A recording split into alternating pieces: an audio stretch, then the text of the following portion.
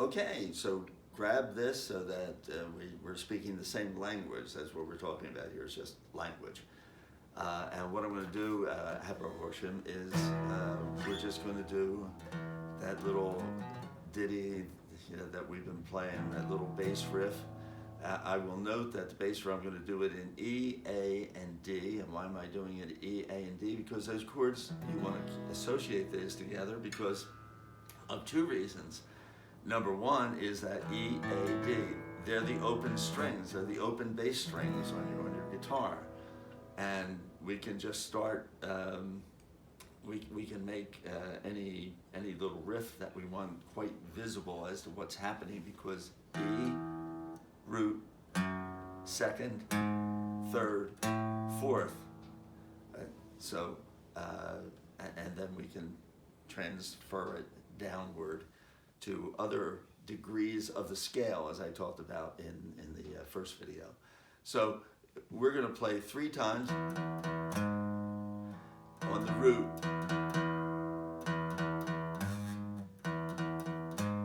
and 3 times on the root, and then down to string 6 fret 4, that's the 3rd, and then string 5 fret 2, that is the 5th. So that should register. That's what the notes of that comprise a chord are, the 1st, 3rd, and 5th. So this goes in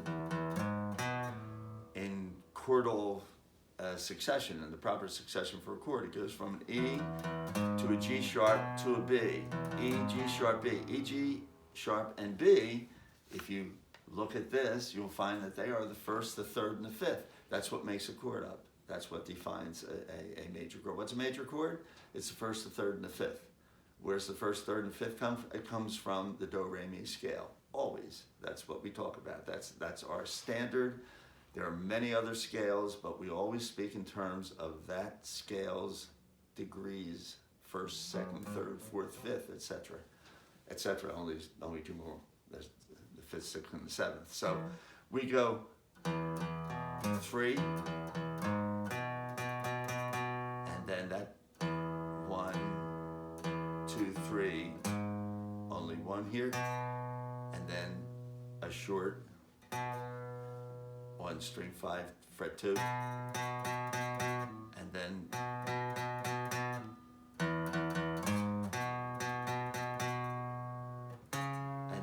string 5 fret 4, string 4 fret 2, and then finish up at string 5 fret 2.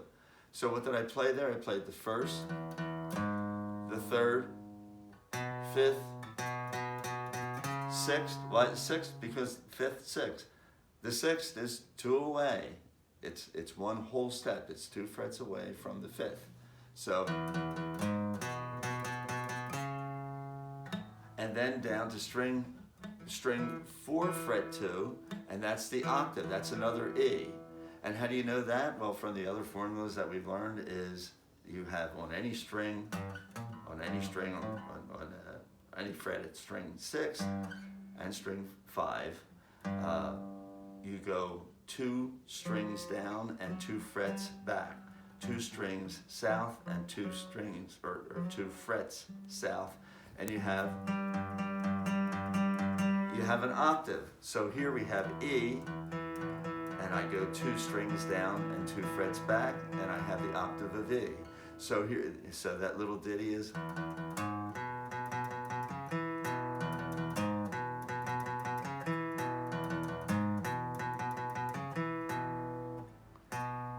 And then just goes in this little toggle.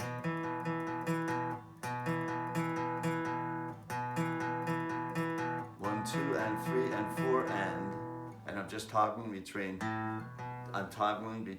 this string 5 fret 2, which we said is the 5th, and the string 4 fret 2, which is the octave, which is E. And then it goes A, B, back to the E. And that's how the whole verse goes. Going out west, going out west where I belong. Where the California girls are really the most. So it gives you a chance to play something against what you're singing, it's a good little exercise, but it also lays out what the first, third, and fifth are, and the sixth, the seventh, the dominant seventh, you know, is right next to the sixth, and you can bend up to that. There's stuff that we've done in other of these bass riffs. And then it stresses once again, 2 down, 2 back, that here's the octave, and then you're starting all over. That's the verses. The chorus is a little different. It uses the sixth, a sixth, in the key of E. That's what we're playing. We're playing the key of E. This song's in the key of E. It starts with an E, uses the A and the B. That's the fourth and the fifth. Once again, that's all in here. You should understand what I'm saying here. The fourth in the key of E is an A, and the fifth is a B. So we're going, it gets to the B part of the song. We go, and they walk that walk in A. They talk that talk to an A. And then they're out there having. Now it goes to a sixth. You can see there's a little jolt in there. Comes a little off that first 1, 4, 5 type of a vibe. Out there having fun. And it goes to a C sharp. You make that a C sharp seventh, as we did in class, which just moved this the C seventh 1 fret down to a C sharp, but know that that's the sixth. They're out there having fun, and then right back to the A in the A4, and that's the whole song. So now I'm going to do it in 2 more videos, 2 short videos in A and D, to stress that we're doing the same thing. So what do you want to walk away with this? You want to walk away with, okay, here's a riff that starts off, it starts off on the first, the third, and the fifth. It will do that no matter what key I play in. That riff will be played on the first, third, and the fifth. And then the sixth, and then the first back to the root, and then finish up on the fifth. And they're really familiar notes in any bass riff that you play. As a matter of fact, they're the most important notes that you'll play in anything.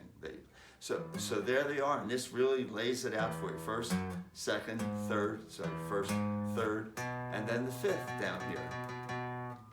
Where's that fifth on string when I played it up here? It's right here at string 6, fret 7.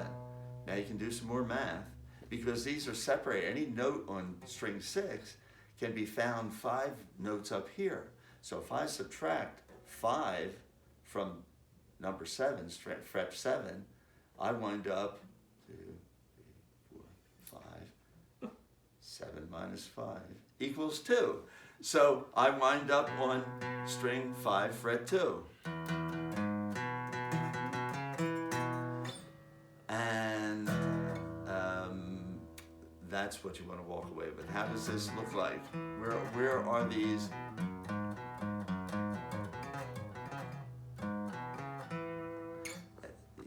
You can hear that they all have a relationship, just hacking around with those notes in the major pentatonic. So I'll see you in the next video for A.